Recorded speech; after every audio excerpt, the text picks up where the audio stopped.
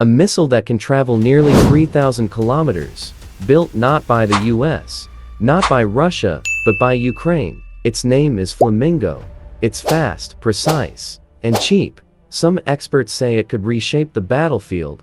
But what exactly is Flamingo? And can it really change the course of this war? Reportedly developed by a Ukrainian company called Firepoint, Flamingo began as an urgent response to wartime needs. For years, Ukraine relied on Western missiles like Storm Shadow and ATACMS. Those systems came with political strings and delivery limits. Ukraine wanted autonomy, a weapon it could field without foreign permission.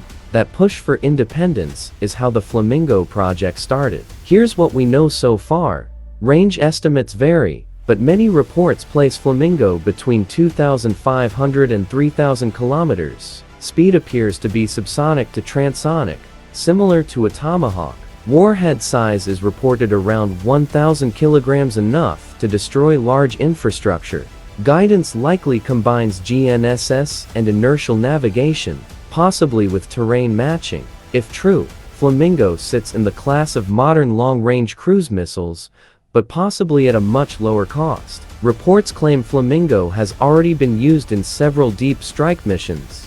Targets include military depots, industrial hubs, and airfields deep behind enemy lines. Satellite images showed large craters and heavy damage at some sites. Western analysts note this could be one of the first homegrown Ukrainian missiles to strike targets hundreds of kilometers inside enemy territory. If those claims hold, the battlefield impact is significant. Why is Flamingo making headlines? First, autonomy. Ukraine may no longer need Western approvals to hit strategic targets. Second, mass production potential. If Flamingo can be built locally and cheaply, Kyiv could field many of them. Third, psychological effect. The mere possibility of long-range strikes forces the enemy to rethink strategy and logistics. Put together, those factors explain the global attention. But not everything is confirmed. Accuracy in operational conditions is still unclear.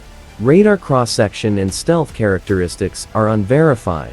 Production rate during wartime is an open question. Can Flamingo evade advanced air defense systems? Can Ukraine sustain production of engines and critical components under pressure? Until independent testing or clear combat footage appears, experts remain cautious about calling it a definitive game changer. The international response was immediate. Allies welcome Ukrainian innovation, but warn about escalation risks. Major powers are watching closely.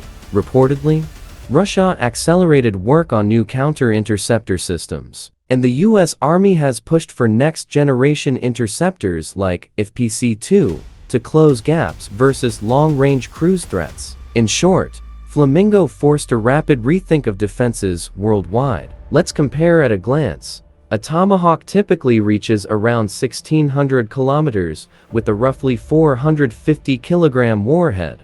Russia's Kalibr can reach about 2,500 kilometers with similar warhead sizes. Flamingo is reportedly around 3,000 kilometers with a warhead near 1,000 kilograms. If these numbers are accurate, Flamingo ranks among the longest-range tactical cruise missiles developed by a non-superpower nation. That, by itself, is noteworthy. A weapon like Flamingo does more than destroy targets. It telegraphs capability and intent. Long reach equals new deterrence options for Ukraine. It also raises the stakes for escalation and regional security. Smaller nations could take note. A cheaper, locally built long-range missile changes the calculus of power projection. That potential shift is why strategists are paying close attention. To be clear, Flamingo is not fully proven to be a game changer yet. Many technical and logistical questions remain, but it symbolizes a fast-moving trend: cheap, precise, and locally produced long-range weapons.